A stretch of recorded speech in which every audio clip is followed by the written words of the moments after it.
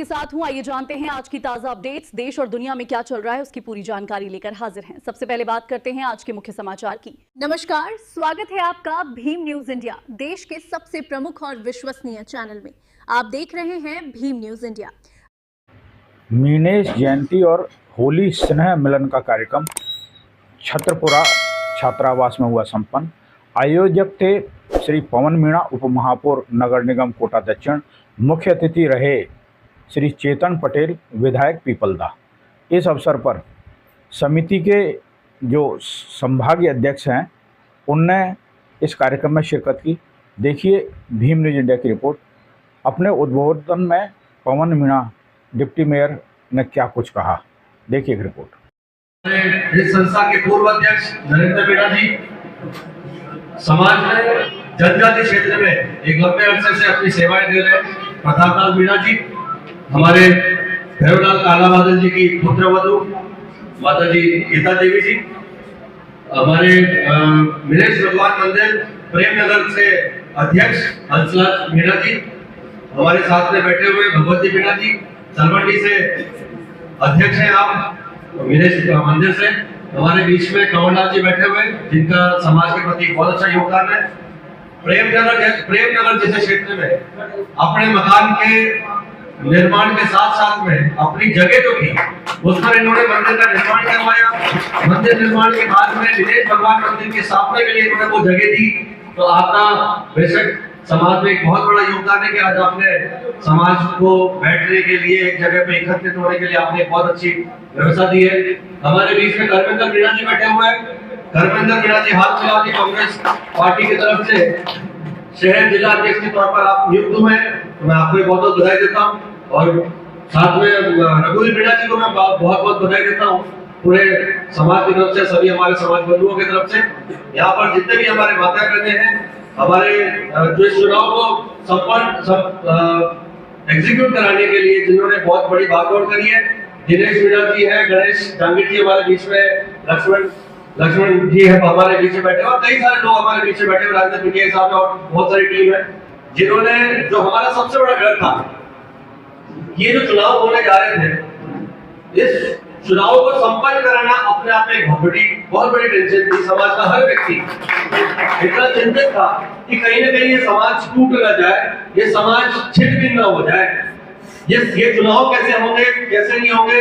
पर आपकी टीम ने, मुकेश मीणा जी हमारे नीचे बैठे हुए प्रेसिडेंट है, तो पहले प्रेसिडेंट रहे हुए, अभी कोटा यूनिवर्सिटी के प्रेसिडेंट थे और आप वहीं अपनी सेवाएं दे रहे हैं। और भी कई हमारे साथी हैं जिन लोगों ने अपनी जो स्मार्टनेस के साथ में जो इस चुनाव को एग्जीक्यूट करवाया, ना तो कोई किसी प्रकार की कोई अप्रिय घटना हुई, ना कोई अव्यवस्था हुई, इतना अच्छा और इतना व्यवस्थित ये चुनाव हुआ, जिसके लिए मैं आप सभी लोगों का बहुत बहुत आभारी और बहुत बहुत आप लोगों की सराहना करता हूँ।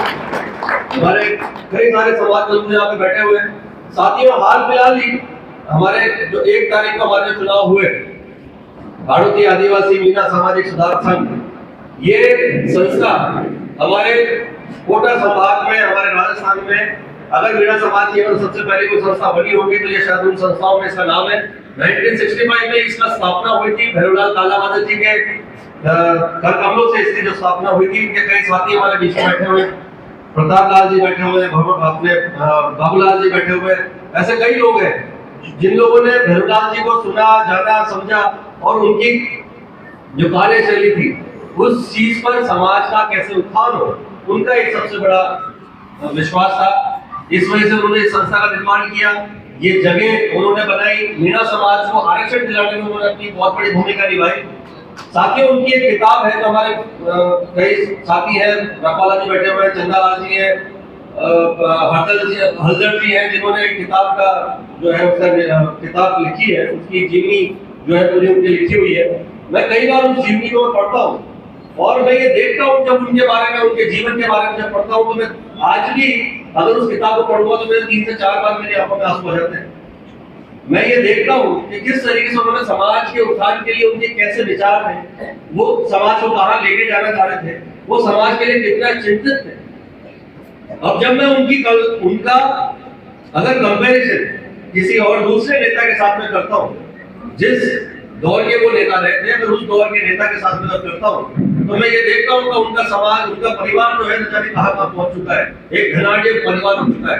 पर भैरवलाल कालाबादल जी अगर चाहते तो वो भी ऐसा कुछ कर सकते हैं। और उनके लिए प्राथमिकता उनका समाज था, उनके लिए प्राथमिकता उनके समाज के लोग जिनके उत्थान के लिए उन्होंने काम किया। साथियों, मैं ज्यादा लंबी बातचीत नहीं करना चाहूंगा, मैं सिर्फ इतनी सी बात करना चाहता हूँ। मेरा ये कार्यक्रम करने के पीछे, चुनाव लड़ने के पीछे कई सारे मेरे मन में कई सारे विचार थे। मैं अपनी समाज के लिए कुछ करना चाह रहा था, सारी चीजें थी, पर कहीं कोई आप जैसे लोगों से जो सुझाव मिले तो मुझे बैकफुट होना पड़ा। कोई बात नहीं है, मैं हर व्यक्ति जरूरी नहीं है कि अध्यक्ष पद पर रह के ही काम करेगा। हमने ये ठाना कि समाज में कोई भी व्यक्ति बनेगा, जो भी बनेगा, हम उसके साथ में अपना कंधे से कंधा मिला के काम करेंगे। तो मैं रघुवीर जी से मैं तो यही आपको आश्वासन दिलाता हूँ कि आपका जब तक कार्यकाल रहेगा और जब तक आप सेवा में रहेंगे, पवन मीणा का साथ और पवन मीणा के जितने भी साथी हैं, हमारा पूरा साथ आपके साथ रहेगा। साथियों, आज दुविधा है एक चीज की, 76 साल हो चुके हैं हमारे आज आजादी के, और इस आजादी के बाद में बेशक अगर डॉक्टर भीमराव अम्बेडकर साहब नहीं होते, कालाबादल जी नहीं होते, तो आज शायद आप और हम यहाँ पे जगह पे नहीं बैठे।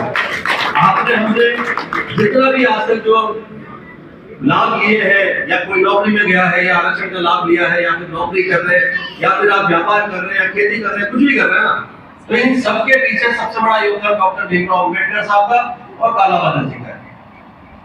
तो हम ये मान के चलते हैं कि अपने जो पूर्वज थे ना, ज्यादा दूर वाले की नहीं कह रहा, अपने पिताजी की कह रहा हूँ या अपने दादाजी की कह रहा हूँ, वो किन परिस्थितियों में थे, वो किन परिस्थितियों में जीवन यापन कर रहे थे, और आज हम किस जगह पर आ चुके हैं। तो हमें आप महापुरुषों का योगदान नहीं भूलना चाहिए। आज हम सफल हो चुके हैं, आज हम पैसे कमा चुके हैं, अपने सफलता के आयाम पर हैं, अब हम हमारे समाज को भूल जाते हैं, हम हमारे समाज के लोगों को भूल जाते हैं, हम उस वंचित को भूल जाते हैं, और पीछे जो सबसे बैठा हुआ है उसको हम भूल जाते हैं। ये गलत बात है। अगर यही विचार अगर कालाबादल जी ने करे होते ना, तो आज आप लोग भी कहीं ना कहीं पीछे होते हैं, कभी आगे नहीं आए होते। मैं किसी को ये नहीं कहता कि आप ऐसा करें या वैसा करें या बहुत बड़ा काम करें, पर मैं इस तरह से निवेदन करता हूं कि कोई भी व्यक्ति, समाज के व्यक्ति ने अगर कहीं पे आरक्षण का लाभ लिया है, कहीं पे वो सफलता का आयाम पे पहुंचा है, तो उसको पे बैक टू सोसाइटी वाला फॉर्मूला अपनाना चाहिए।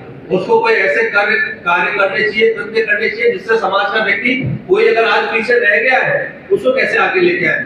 तिरस्कार नहीं कर रहा। अगर लड़ाई लड़नी है ना, तो कुएं के मेंढक मत बनो। लड़ाई लड़नी है तो पूरा देश दुनिया पड़ी हुई है। लड़ाई लड़नी है तो सिर्फ आपको अपना भाई नहीं दिखना चाहिए कि मेरा समाज का व्यक्ति है, मेरा वो नागरिक है, मेरा वो है, तो मैं सिर्फ उससे ही कैसे आगे बढ़ूं। ऐसी प्रतिस्पर्धा नहीं होनी चाहिए। अगर प्रतिस्पर्धा करनी है, समाज से बाहर निकलेगा। प्रतिस्पर्धा करनी चाहिए तो पूरा देश दुनिया पड़ी। प्रतिस्पर्धा करनी है नौकरी में करिए, प्रतिस्पर्धा करनी है तो व्यापार में करिए, दूसरों से करिए, क्योंकि आज में हम बहुत पीछे हैं। अगर आपको समाज का उत्थान करना है, वास्तव में ये जो मंच है, ये समाज के उत्थान के लिए मंच बना हुआ है, और हम चाहते हैं, ऐसे प्रयास चाहते हैं कि समाज का उत्थान हो। आज हमें तकलीफ होती है कि जब मैं 5 साल तक जब नगर निगम में था, तब समाज में कोई भी एक गरीब व्यक्ति कहीं से गांव से उठ के आता था, और उसको सिर्फ एक व्यक्ति दिखता था, एक काम दिखता था कि यार वहां चलो यार पवन मीणा के पास हो। चाहे थाने का मामला हो, चाहे अस्पताल का मामला हो, या किसी भी डिपार्टमेंट का मामला हो। अरे भाई, पवन मीणा में इतनी क्षमता नहीं है कि उतने बड़े समाज की है ना समस्या को दूर कर लेगा। मैं अकेला नहीं कर सकता इसको। मुझे आप लोगों का साथ चाहिए। मुझे आप लोगों का साथ चाहिए कि जब वहां पे अस्पताल में 2 दिन पुरानी बात है, 2 दिन पुरानी बात है कि निमोदा उजाड़ का एक व्यक्ति मर जाता है 46 साल का, और उसके साथ में वहां पे बदतमीजी की जाती है। वहां पर उसको एक यूरिन का जो कैटरेक्ट होता है, मात्र वो चीज भी नहीं लगाई जाती है, और उसके साथ में उसके परिवारजनों के साथ में दुर्व्यवहार किया जाता है, गलत बोलों का इस्तेमाल किया जाता है। मैं आप लोगों से पूछना चाहता हूं कि क्यों दूसरे लोगों को डर नहीं है? आप लोगों का क्यों डर नहीं है? क्यों डर नहीं है कि अरे यार इसके साथ कुछ बोल देंगे तो पूरा मीणा समाज इकट्ठा होकर आ जाएगा?